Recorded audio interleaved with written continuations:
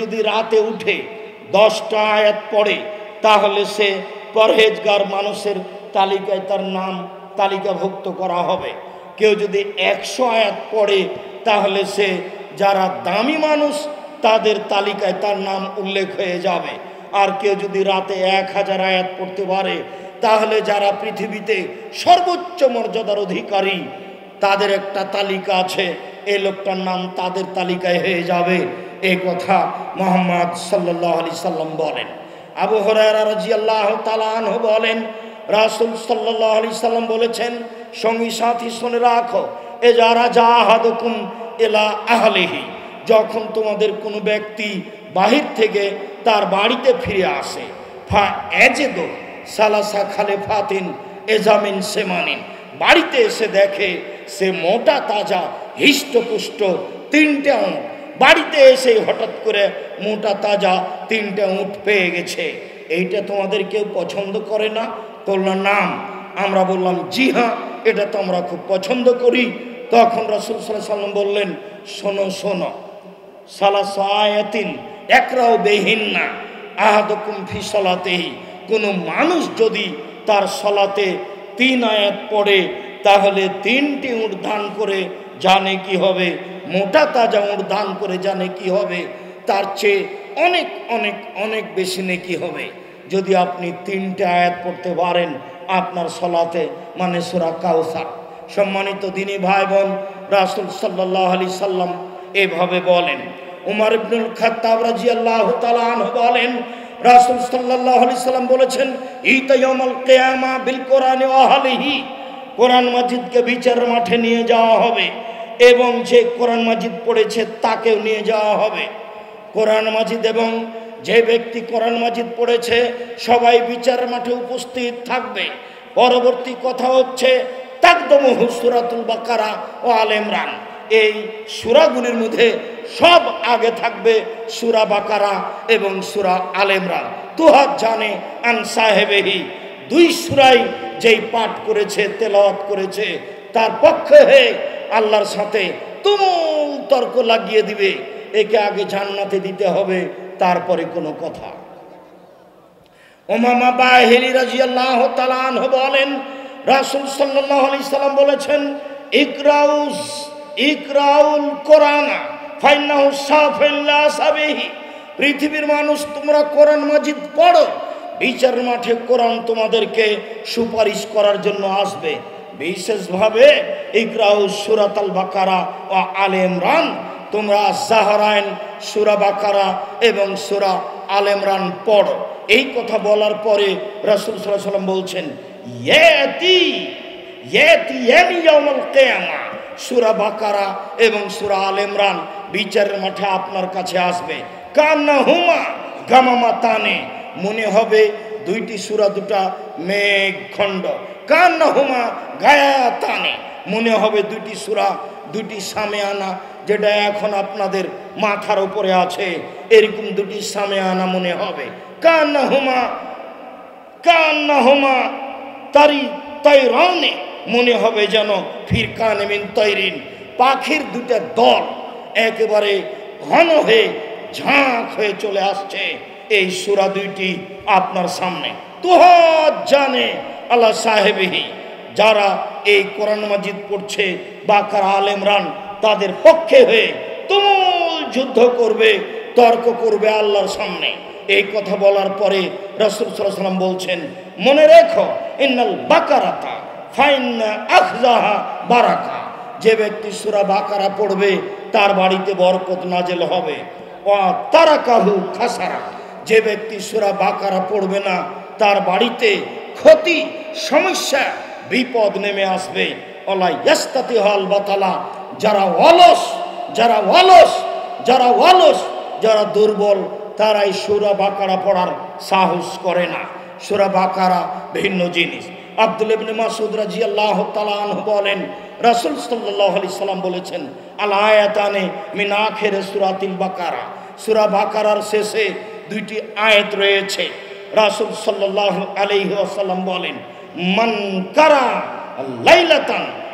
কারাহুমা লাইলাতান, কেউ যদি এই 2টি আয়াত রাতে পড়ে, কাফাতাহু, তাহলে তার জন্য এই দুটি আয়াত যথেষ্ট।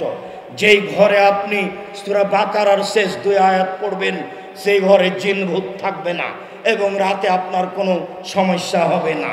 আবু হুরায়রা রাদিয়াল্লাহু তাআলা আনহু বলেন, শয়তান আমাকে বলল যে যাওয়াইতা ইলা ফিরাসেকা, আবু হুরায়রা 3 দিন তোমার সাথে যে আচরণ করলাম তুমি ফলাফল শোনো।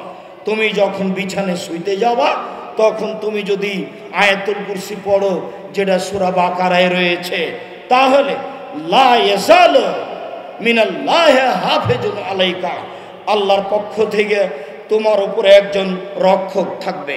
ওলা ইয়াকরুবুকা শয়তান, শয়তান তোমার নিকটে আসতে পারবে না হাত্তা তুসবিহা, সকাল পর্যন্ত। মনে রেখো, আবু হুরায়রা রাদিয়াল্লাহু তাআলা আনহু বলেন, আমাকে বলল তুমি মনে রেখো, তুমি যদি আয়াতুল কুরসি রাতে পড়েছ তাহলে সারা রাত শয়তান তোমার কাছে আসতে পারবে না সকাল পর্যন্ত। সম্মানিত দিনী ভাই বোন, আবু হুরায়রা রাদিয়াল্লাহু তাআলা আনহু বলেন, রাসূল সাল্লাল্লাহু আলাইহি সাল্লাম বলেছেন, লা তাজালু বাইতাকুম মাকাবিরা, পৃথিবীর মানুষ তোমরা তোমাদের বাড়িকে কবরস্থান করো না। কবরস্থানে কোরআন মাজিদ পড়তে হয় না, পড়া যায় না।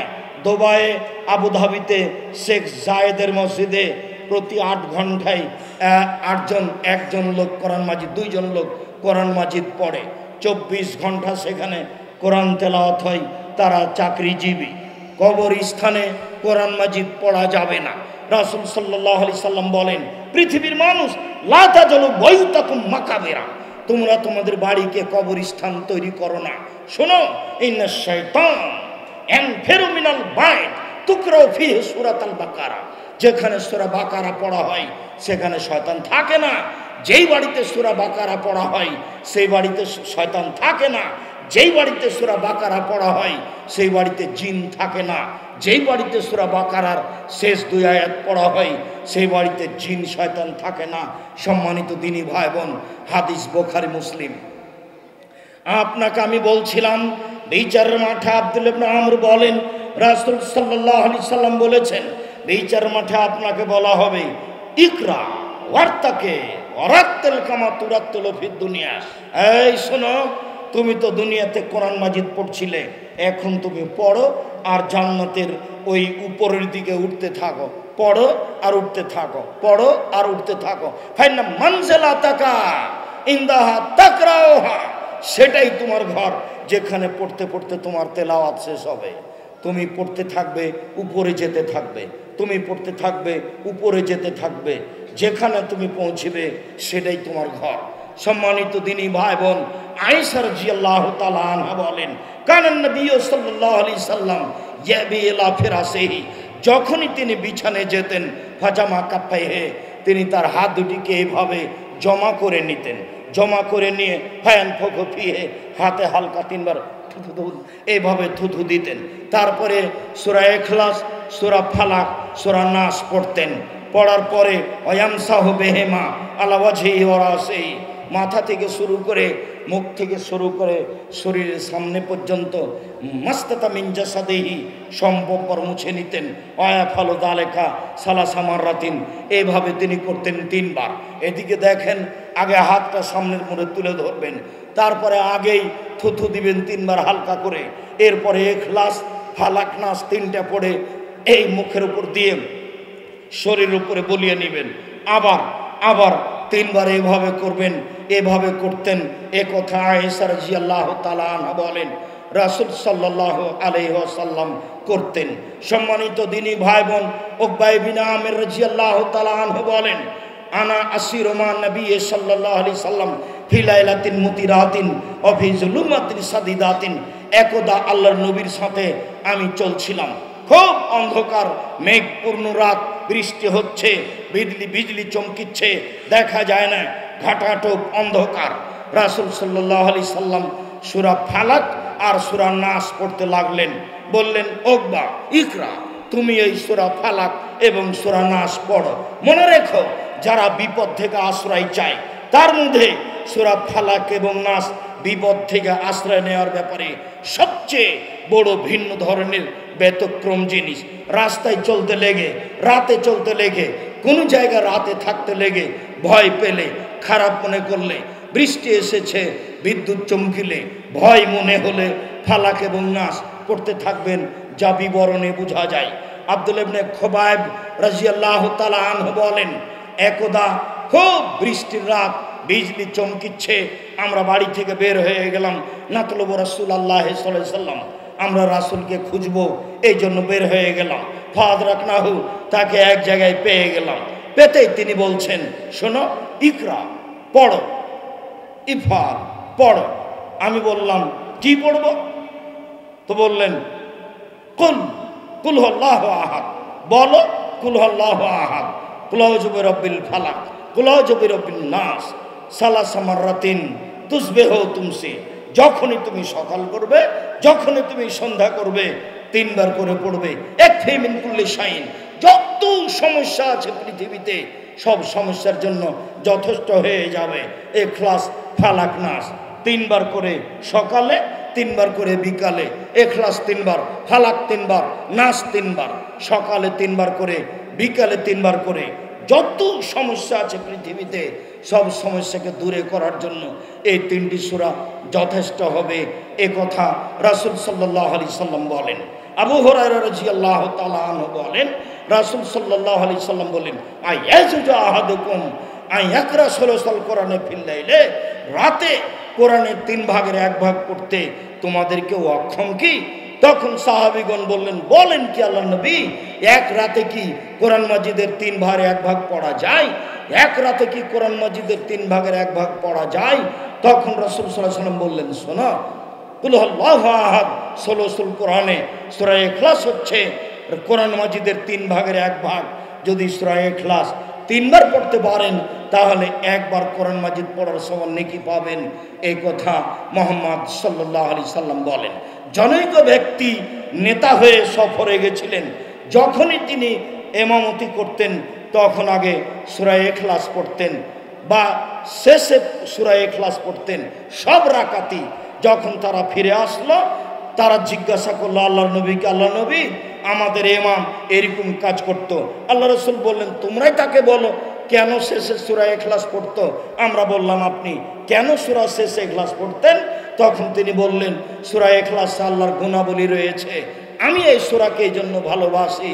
আল্লাহ রাসূল বললেন, শোনো, সূরা ইখলাসকে যে ভালোবাসে আল্লাহ তাকে জান্নাতে দিয়ে দিবেন, আল্লাহ তাকে ভালোবাসেন। সূরা ইখলাস পড়ার ব্যাপারে এইভাবে আপনারা মনোযোগী হবেন। আব্দুল্লাহ ইবনে উমর রাদিয়াল্লাহু তাআলা আনহু বলেন, রাসূল সাল্লাল্লাহু আলাইহি সাল্লাম বলেছেন, লিকুল্লি হারফিন হাসানা, কোরআন মাজিদের প্রত্যেকটা অক্ষরেই নেকি রয়েছে। ওয়াল হাসানাতু বিআশরি আমসালিহা, একটা মানে 10টা, একটা মানে 10টা, একটি অক্ষর পড়লে 10 নেকি হয়। আল্লাহ রাসূল বলছেন, লামা কুল আলিফ লাম মিম হারফুন, আমি বলি না আলিফ লাম মিম 3টা মিলে একটি অক্ষর, আমি বলছি আলিফুন হারফুন ও লামুন হারফুন ও মিমুন হারফুন। আলিফ পড়লে 10 নেকি, লাম পড়লে 10 নেকি, মিম পড়লে 10 নেকি। এটাই হবে কোরআন মাজিদ একটি ভিন্ন ধরনের গ্রন্থ। পৃথিবীতে এমন কোনো গ্রন্থ নেই আল্লাহ প্রদত্ত, মানুষ রচিত, যেটা পড়লে এরকম নেকি হতে পারে। ব্যতিক্রম আল্লাহর মুআজিজা যেটা আমাদের কাছে অবস্থান করছে সেটাই হচ্ছে কোরআন মাজিদ। সম্মানিত দিনী ভাই বোন, আপনাকে আমি এই কোরআন মাজিদ পড়ার জন্য অনুরোধ জানাচ্ছি। ইবনে আব্বাস রাদিয়াল্লাহু তাআলা আনহু বলেন, লাম ইয়ানাম রাসূলুল্লাহ সাল্লাল্লাহু আলাইহি সাল্লাম ফি লাইলাতিন হাত্তা ইয়াকরা আলিফ লাম তানজিল ও সূরা তাবারাকাল্লাযী বিয়াদিহিল মুলক। আল্লাহর নবী আলিফ লাম তানজিল, সূরা সাজদা এবং সূরা মুলক না পড়ে তিনি ঘুমাতেন না, আগে পড়তেন তারপরে ঘুমাতেন। রাসূল সাল্লাল্লাহু আলাইহি সাল্লাম বলেন, রাতে যে সূরা মুলক পড়বে তার কবরের শাস্তি হবে না। রাসূল সাল্লাল্লাহু আলাইহি সাল্লাম বলেন, ইন্না ফিল কোরআনে সালাসুনা আয়াত, কোরআন মাজিদ একটি সূরা রয়েছে, তাতে রয়েছে 30টি আয়াত। সেই সূরাটি হচ্ছে সূরাতুল মুলক। যে ব্যক্তি পড়বে শাফা লাহু ইয়াউমাল কিয়ামা, এই সূরা বিচার মাঠে তার জন্য সুপারিশ করবে। হাত্তা গফিরা লাহু, করতে করতে যতক্ষণ পর্যন্ত না ক্ষমা হবে ততক্ষণ পর্যন্ত সূরা মুলক যাবে না। সূরা বাকারা, সূরা আল ইমরান আপনার পক্ষে তর্ক করবে, এই কথা ঠিক, তবে কতক্ষণ তর্ক করবে তা বলা হয়নি। সূরা মুলক যদি আপনি পড়েন 30টি আয়াত বিশিষ্ট, যতক্ষণ পর্যন্ত আপনার ক্ষমা না হবে ততক্ষণ পর্যন্ত সূরা মুলক আপনার কাছ থেকে যাবে না, এ কথা মুহাম্মদ সাল্লাল্লাহু আলাইহি সাল্লাম বলেন। সম্মানিত দিনী ভাই বোন, আমি শেষের দিকে চলে এসে আপনাদেরকে আবারও জানাচ্ছি, কোরআন মাজিদ পড়তে শিখি সহজেই। আজকে 1 ঘন্টায় যেটা কোরআন মাজিদ শিখছিলাম, এটা তো একটা পরিস্থিতি মাত্র। 1 ঘন্টায় কোরআন মাজিদ পড়া শিখবো কেন? 1 মাসে, 3 মাসে, 6 মাসে শিখবই যে কোনো মূল্যে। বাংলা উচ্চারণ করে কোরআন মাজিদ পড়বো না, অক্ষর প্রতি 10 নেকি নিবই যে কোনো মূল্যে। সম্মানিত দিনী ভাই বোন, কোরআন মাজিদকে সামাজিককরণ করতে চাচ্ছি। সবাই যেন কোরআন মাজিদ পড়ে। হিন্দু, মুসল, বৌদ্ধ, খ্রিস্টান সবার জন্য কোরআন এসেছে। সবাই মুসলমান হোক, সবাই কোরআন মাজিদ পড়ুক, সবাই অক্ষর প্রতি 10 নেকি করুক। লা ইলাহা ইল্লাল্লাহ না বললে অমুসলিম নেকি পাবে না। সে যেভাবেই হোক কোরআন মাজিদ পড়ুক। কোরআন মাজিদ এসেছে মানুষের জন্য, কোরআন মাজিদ এসেছে হিন্দু, মুসলমান, বৌদ্ধ, খ্রিস্টান সবার জন্য। কোরআন মাজিদ মানুষের জান্নাত পাওয়ার একটা বিশাল মাধ্যম। কোরআন মাজিদে মাত্র 4-5টা জিনিস উল্লেখ রয়েছে এই 30 পারা কোরআন মাজিদে, যা আপনাদের সামনে পেশ করলাম। সম্মানিত দিনী ভাই বোন, বিপদ থেকে বাঁচার মাধ্যম কোরআন মাজিদ। সম্মানিত দিনী ভাই বোন, শয়তান থেকে বাঁচার বড় মাধ্যম কোরআন মাজিদ। আপনার দুষ্ট শয়তান জিন থেকে বাঁচার বড় মাধ্যম কোরআন মাজিদ।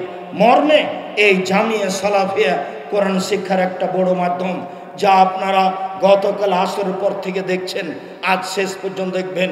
সম্মানিত দিনী ভাই বোন, আমি বারবার বলছি, আমার বড় মনে সাধ এই জামিয়া সালাফিয়া দিয়ে এদেশের ছেলে মেয়েকে বাংলা, ইংরেজি, আরবি উন্নত মানের শিক্ষা দিয়ে জাতির অন্যায়ের বিরুদ্ধে লড়বো। মুখে কলমে মিডিয়ায় লড়বো ইনশাআল্লাহ। জীবন বাজি রেখে এই মিশন চালিয়ে যাচ্ছি। মর্মে সকল দিনী ভাই বোনকে আমি অনুরোধ জানাচ্ছি, একটু খালি অন্তরে আল্লাহর কাছে মন খুলে বলবেন, আল্লাহ তুমি জামিয়া সালাফিকে কবুল করো। আল্লাহ তুমি বাইতুল হাম জামে মসজিদ কবুল করো। আল্লাহ তুমি নেব্রাস ইসলামিক বিশ্ববিদ্যালয়কে কবুল করো এবং একটা নেব্রাস ইসলামী মেডিকেলকে তুমি কবুল করো। যেটা পরিকল্পনা শুনলেন, এটা আল্লাহ কবুল করলে সহজ। এইগুলো নিয়ে আপনি কোনো সময় মাথা ব্যথা করবেন না। আমি আপনাকে যেই পরামর্শ দিচ্ছি সেই পরামর্শে চলবেন। আর একটু বলবেন, যারা জামিয়া সালাফিয়া কাজ করে তারা যেন কোথায় কর্মে ত্রুটি না করে, পয়সা হারাম না খায় এবং ধোকা ফাঁকি না দেয়, আর যেন পয়সার ব্যাপারে প্রতারণা না দেয়। 10-এর পয়সা যদি কেউ মেরে খায় কোনো জায়গায়, তাহলে সেখানে বরকত হবে না। জামিয়া সালাফিয়ার অনেক শাখা রয়েছে, গবেষণা বিভাগ রয়েছে, ইতেসাম বিভাগ রয়েছে, আর দাওয়া ইলা আল্লাহ রয়েছে, এই প্রতিষ্ঠান রয়েছে, অনেক বিভাগ রয়েছে। যারা যেখানে দায়িত্ব পালন করছে তারা যেন সূক্ষ্মভাবে, নিখুঁতভাবে 10-এর পয়সা মনে করে পরকালের ভয়ে, পরকালের আশায় যেন তারা জিম্মেদারি পালন করতে পারে। আপনারা এই দোয়া করবেন।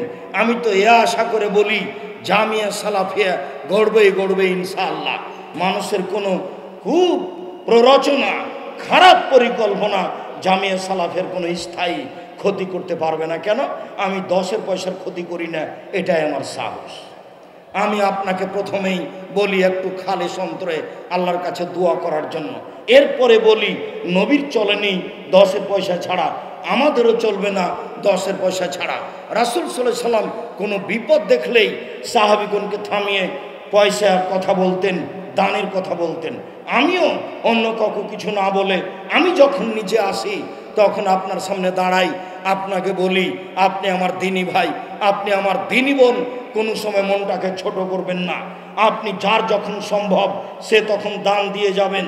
এই যে আপনার মসজিদ তৈরি হচ্ছে, 10 ton rod, 20 ton rod, 5 ton rod, 1 ton rod আপনি আপনার মতো দিয়ে পাঠাবেন, এটাই আমি বলছি। এই মুহূর্তে আপনাকে আমি বলতে রাজি নই যে আপনি 5 টন দেন, 1 টন দেন, এটা আমি বলছি না। আপনি সিমেন্ট পাঠাবেন, রড পাঠাবেন, আপনি পরিকল্পনা নেন। প্রত্যেক মাসে 200, 500, 2000, 5000 আমি এই জামিয়া সালাফিয়ার আন্তরিকভাবে আল্লাহকে সন্তুষ্ট করার জন্য সদস্য হয়ে গেলাম। এটা আপনার পরিকল্পনা হোক, এটা আমি চাচ্ছি। মিডিয়ার মাধ্যমে দিনী ভাই বোন যারা দেশ বিদেশে আছেন, যারা পরবর্তীতে অবগত হবেন সবাইকে আমি অনুরোধ করছি, আপনারা জামিয়া সালাফের সার্বিক কাজে দানের হাত প্রশস্ত করুন। সম্মানিত দিনী ভাই বোন, দানের হাত প্রশস্ত করবেন ওই হাদিসের ভিত্তিতে যে হাদিসে রাসূল সাল্লাল্লাহু আলাইহি ওয়াসাল্লাম বলেছেন প্রত্যেক দিন সকালে দুইজন ফেরেশতা আকাশ থেকে নেমে আসে। একজন বলে, আল্লাহ যে যতটুকু দান করলো তুমি তার ততটুকু পূর্ণ করে দাও, আল্লাহ যে যতটুকু দান করলো না তুমি তার সেটুকু ক্ষতি করে দাও। আপনি খেয়েই পয়সা শেষ করিয়েন না, বই পুস্তক নিয়েই অযথা বই পুস্তক নিয়েই পয়সা শেষ করিয়েন না। গুরুত্বপূর্ণ বই পুস্তকগুলি কিনবেন আর দানের হাত সবসময় প্রশস্ত রাখবেন।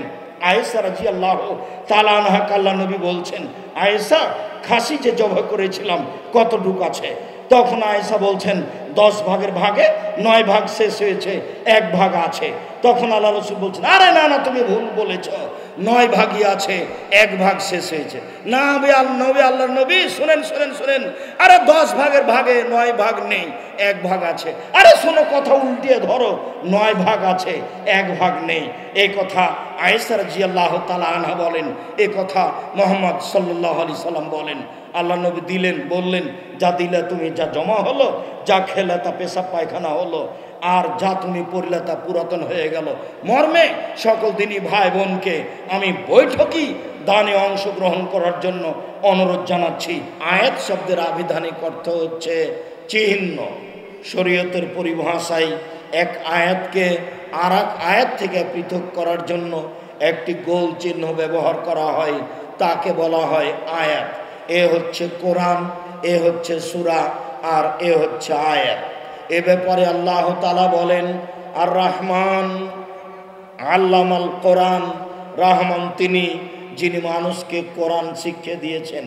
খালাকাল ইনসান, তিনি মানুষকে সৃষ্টি করেছেন। মানুষ সৃষ্টি পরে, কোরআন শিক্ষা দেওয়া আগেই তিনি কোরআন শিখালেন, তারপরে মানুষ সৃষ্টি করলেন। আসলে তো তা হয় না। এই জন্য আল্লাহ উল্লেখ করেছেন যে মানুষ সৃষ্টির পরে মানুষের যেটা জরুরি কাজ তা হচ্ছে কোরআন জানা, কোরআন শিখা। যার কারণে শিখার কাজটিকে আল্লাহ পূর্বে উল্লেখ করেছেন। আর রহমান তিনি আল্লামাল কোরআন, যিনি মানুষকে কোরআন শিক্ষা দিয়েছেন। খালাকাল ইনসান, যিনি মানুষকে সৃষ্টি করেছেন। সৃষ্টি পরে, শিক্ষা আগে। আসলে তো তা নয়, সৃষ্টি আগে শিক্ষা পরে। কিন্তু কোরআনের শিক্ষার গুরুত্ব পেশ করেই আল্লাহ তাআলা এইভাবে উল্লেখ করেছেন। সম্মানিত দিনী ভাই বোন, আমরা আপনাদেরকে 2-1 মিনিটে বলি কোরআন মাজিদে কি রয়েছে। কোরআন মাজিদে মৌলিকভাবে 3 থেকে 4টা থেকে 5টা জিনিস মৌলিকভাবে রয়েছে। এই বিশাল কোরআন মাজিদ 30 পারা কোরআন মাজিদে মৌলিকভাবে কি রয়েছে আমরা পড়তেও পারি না, পড়লেও বুঝতেও পারি না, বুঝলেও তা স্পষ্ট হয় না। মনে রাখা ভালো হবে, কোরআন মাজিদে আল্লাহ তাআলা যেটা প্রথম স্পষ্ট করেছেন সেটা তার ক্ষমতা। তিনি ক্ষমতা দেখাতে গিয়ে কোরআন মাজিদে পাতায় পাতায় যা উল্লেখ করেছেন তাতে তিনি বলেছেন, আসমান জমিনের মালিক আমি, নমুনাবিহীন আসমান জমিন আমি সৃষ্টি করেছি। কোনো মানুষ, কোনো জিন সৃষ্টি করে দেখাতে পারে? তার চ্যালেঞ্জ ক্ষমতা সবচেয়ে শক্তিশালী কাজ, ক্ষমতাধর কাজ দেখাতে গিয়ে তিনি দেখিয়েছেন আকাশ এবং জমিন। এরপরে ক্ষমতা দেখাতে গিয়ে তিনি দেখিয়েছেন চন্দ্র এবং সূর্য, কিভাবে চন্দ্র আসে, কিভাবে সূর্য যায়, কিভাবে সূর্য আসে, কিভাবে চন্দ্র যায়। এ দিয়ে তিনি ক্ষমতা দেখিয়েছেন। পারে কি কেউ ঠেকিয়ে দিতে? পারে ইনসান ঠেকাতে? পারে কি জিন ঠেকাতে? এ হলো তার ক্ষমতা, পারে না। এরপরে দেখিয়েছেন ক্ষমতা দেখাতে গিয়ে রাত এবং দিন, কিভাবে রাত আসে, কিভাবে দিন যায়, কিভাবে দিন আসে, কিভাবে রাত যায়, কিভাবে তা বাড়ে, কিভাবে তা কমে। মানুষ কি পারে নিজে কমাতে? মানুষ কি পারে নিজে বাড়াতে? মানুষ কি তাকে ঠেকাতে পারে? তা পারে না। ক্ষমতা দেখাতে গিয়ে তিনি আরও দেখিয়েছেন আকাশ থেকে বৃষ্টি বর্ষণ করে ঘাস উৎপাদন করা, যা মানুষের রুজির ব্যবস্থা হবে, যা পশু প্রাণীর রুজির ব্যবস্থা হবে। এই কাজ কে করতে পারে? এই কাজ তিনি করতে পারেন। ক্ষমতা দেখাতে গিয়ে তিনি বড় বড় শক্তিশালী জাতিকে ধ্বংস করে দিয়েছেন। ফেরাউনকে আল্লাহ পানিতে ডুবিয়ে দিয়েছেন, যিনি 17 বছর আল্লাহ বলে নিজেকে 1700 বছর আল্লাহ বলে নিজেকে দাবি করেছিলেন, পানিতে ডুবিয়ে দিয়েছেন, তার বিচার হয়নি। আজ সামুদ ক্ষমতাধর জাতি, তাদেরকে ঝঞ্ঝা বায়ু ঝড় বৃষ্টি দিয়ে ধ্বংস করে দিয়েছেন, কেউ তার বিচার করতে পারেনি। এরকমভাবে নমরুদকে আল্লাহ ধ্বংস করেছেন, তার বিচার আল্লাহর বিচার কেউ করতে পারেনি। অর্থাৎ যারা শক্তিশালী জাতি, তাদেরকে ধ্বংস করে দেখিয়েছেন আমি এগুলো করতে পারি, অন্য কেউ পারে না। মূলত কোরআন মাজিদে ক্ষমতা উল্লেখ রয়েছে, এটা মনে রাখবেন। পাতায় পাতায় যেখানে সেখানে শুধু ক্ষমতা, শুধু ক্ষমতার ক্ষমতা। ক্ষমতা দেখাতে দেখিয়েছেন চন্দ্র সূর্য, ক্ষমতা দেখাতে গিয়ে দেখিয়েছেন আকাশ জমিন, ক্ষমতা দেখাতে গিয়ে দেখিয়েছেন রাত দিন, ক্ষমতা দেখাতে গিয়ে দেখিয়েছেন বৃষ্টি বর্ষণ করে ঘাস উৎপাদন করা, ক্ষমতা দেখাতে দেখিয়েছেন যে বড় বড় শক্তিশালী জাতিকে ধ্বংস করে দিয়েছেন, কেউ কোনোদিন বিচার করতে পারেনি। এটা হলো কোরআন মাজিদের 1 নম্বর জিনিস। এই বিশাল কোরআন মাজিদে যেখানে সেখানে এই আলোচনা রয়েছে।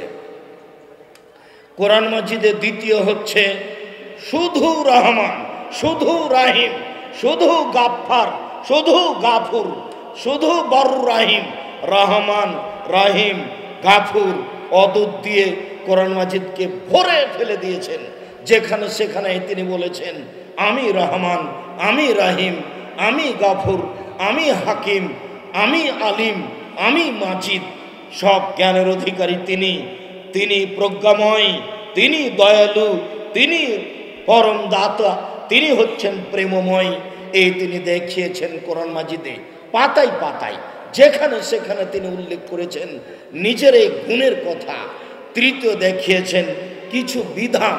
কোরআন মাজিদে কিছু বিধান আছে, চুরি করলে হাত কাটা যাবে, সালাত আদায় করতে হবে, যাকাত দিতে হবে, সিয়াম পালন করতে হবে, এইসব কিছু বিধান রয়েছে। এর ফাঁকে ফাঁকে রয়েছে জাহান্নামার জান্নাত, জাহান্নামার জান্নাত।